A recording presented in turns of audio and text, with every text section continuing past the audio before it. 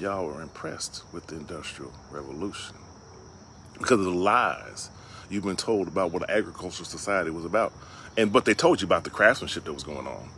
But then they tell you, oh no, it's hard at this, we're struggling. They keep putting all this other context on top of the other part. Because they told you about the craftsmanship and how great it was.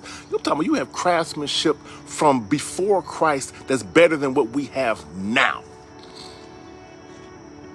But the agricultural society was too busy. They didn't have time to advance in these things. But then how do you explain one of the great wonders of the world, the pyramid, was done by agricultural people? And we don't even know how it was done yet, really. But we think we're better. Here, they had to move some of those statues over the pyramid. They were so big, they had to cut them down. They didn't have a crane, an industrial created machine big enough to move it. But we're advanced. Indulge in the things that are no good use to ourself. First, our consciousness, our emotional stability, our mental stability. Where is that talked about in your educational system? Conflict resolution. These are the things that create a civil relationship in a society. But these are the things you're not taught in school. Matter of fact, the current administration, and I'm talking about educational administration, science, technology, engineering, and math. What's that have to do with the human? That ability to communicate, to have those crafts, to be so advanced mentally, emotionally, and conscious of awareness and conscious of things going around us.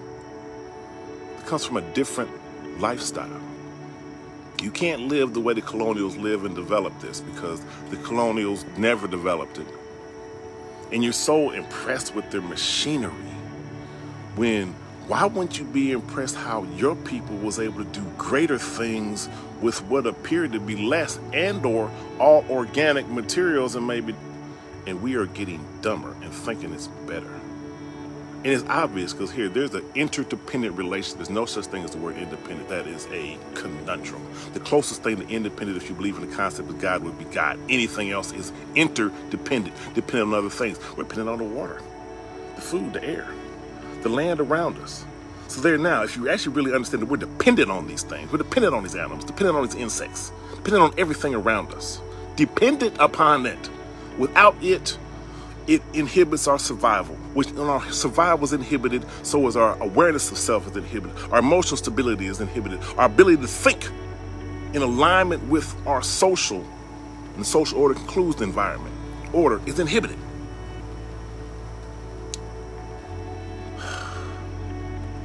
The only way you're really gonna think different, you gotta live different. If you're doing the same old things, but you got this whole because you got a lot of people running around here with all this knowledge of the past. That's not knowledge. Knowledge unless you do the work. If you're not doing the work, it's not knowledge. You have information. Knowledge is then your awareness of it. You put in the work, you did some of these things, and then you had a revelation, a relationship, or experience of what it is to do this. And then that experience will give you information, which will become knowledge, because then you'll have an understanding of something different. The land, what bugs do, what their purpose is, what certain plants and animals, the purpose is, why they're here, the trees, why they're here, what they can offer you. Like everything around you in some kind of sense is here to take care of you. Understand that this is a nursery for humans. Everything here for nursery for everything. Actually, everything is here to nurture all of us to continue to thrive, not survive, thrive. Now, if we are not thriving, that has to do with the social structure. That has to do with the knowledge and awareness of things around us. It don't have to do with our ability and or inability. Because it's just our lack of knowledge of what's around us, how to use it, how it benefits us, how it takes care of us for us to be able to thrive, that keeps us from thriving. Now we get it done. Not our social education, but our environmental education. That's the main thing, because you are an environment in yourself. How can you not take care of the environment around you and think you have an understanding of taking care of the environment that you are? Seeing that these things in principle are based on the exact same ideology, even though they may be different in the outer structure. So therefore, if you know how to take care of one, you know how to take care of all. See, that's actually how this reality is put together. When you break it down to its most molecular structure, you get the same thing. The different combinations give you the different forms that you see, different processes and different purposes. But when you get to the base of it, it's all the same. So that means if you understand these relationships, you know how to be in a relationship with everything around you, including yourself. And that's something we don't.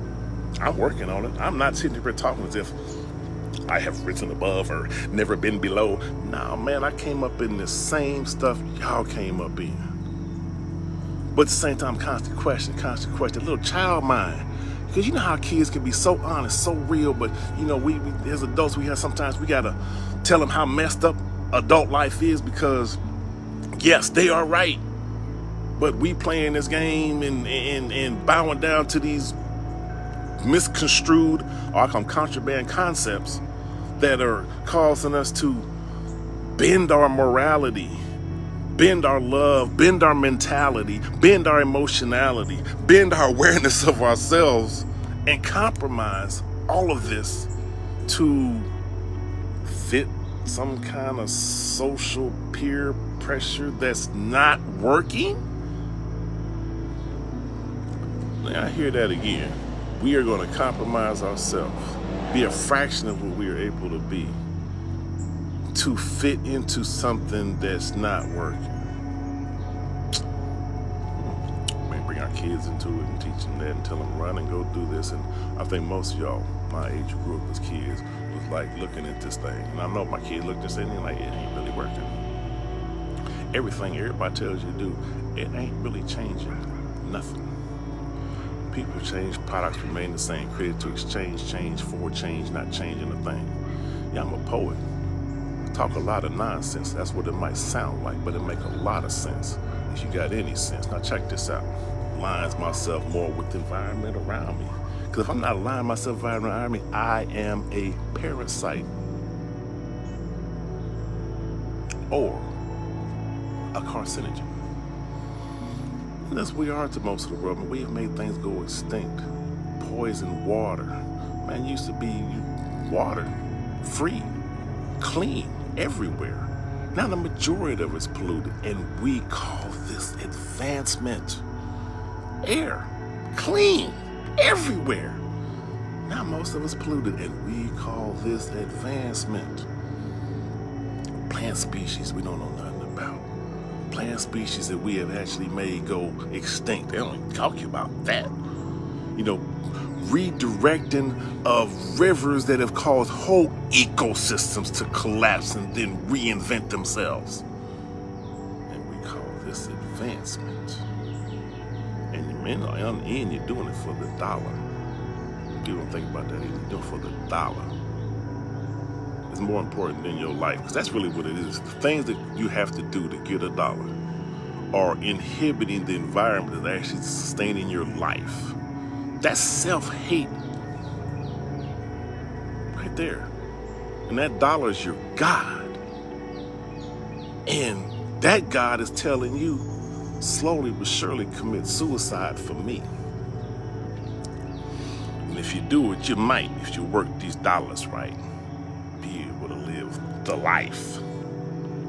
But is that the life that we were meant to live? In other countries, some countries, you get there and if you go out to restaurants to eat, they think you're weird. If you're not making your own cheese, making your own wine, someplace you show up, everybody got their own wine they done made. Own cheese, making their own food, cooking at home all the time. Some places, if you ain't growing some kind of food, not necessarily all your food, but if you ain't growing some kind of food, no matter how civilized society may be, they think something wrong with you.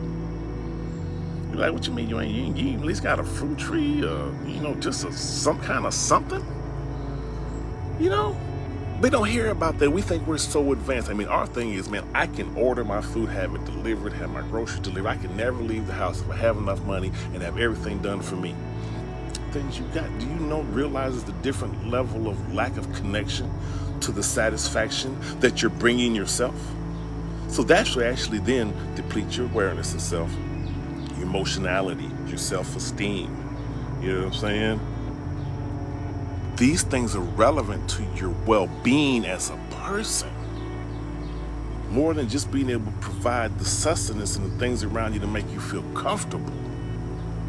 And then also actually doing that work is partly what helps you get in shape.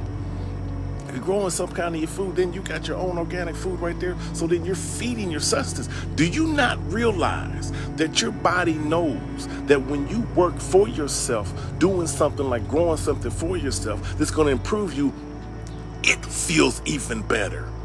And then when you eat that thing that you have loved and taken care of, and you nurtured it to help you take care of you, do you understand what's happening there? How much more of an emotional benefit that is. Because it's a different connection to your own sustenance, to your own thrival. We'll call it survival, thrival.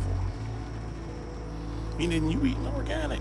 And if you go to the store, you see them prices for organic. You see the prices for food right now. And you're going to turn around and see the prices for organic food.